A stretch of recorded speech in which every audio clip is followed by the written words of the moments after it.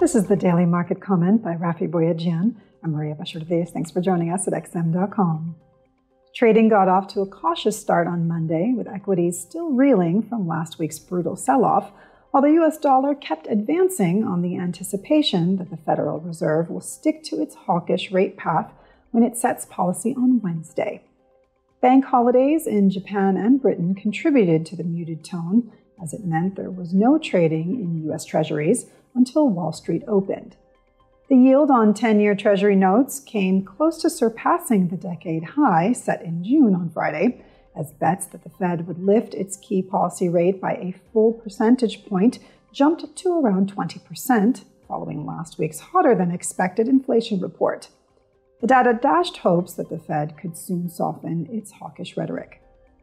The dollar index clawed back above the 110 level on Monday, as fears that central bank rate hikes could trigger a worldwide recession weighed on all the other majors. The Bank of England and Swiss National Bank are also expected to raise interest rates this week, a day after the Fed. For sterling, however, Friday's emergency budget by Britain's new government might be more important. The pound plummeted to a 37-year low on Friday, following a worse-than-expected slump in retail.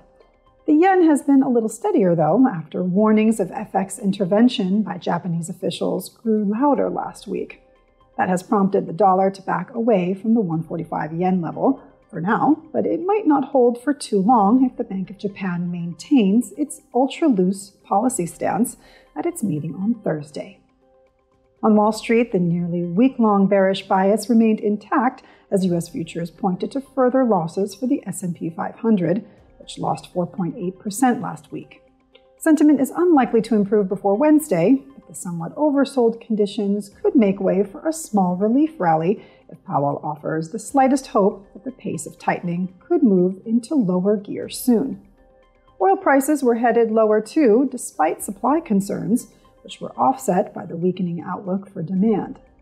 Meanwhile, the stronger dollar was a drag on gold, which managed to bounce back from a 29-month low on Friday. The greenback's fresh advance has cut the rebound short. This is today's Daily Market Comment. Thanks for joining us at XM.com.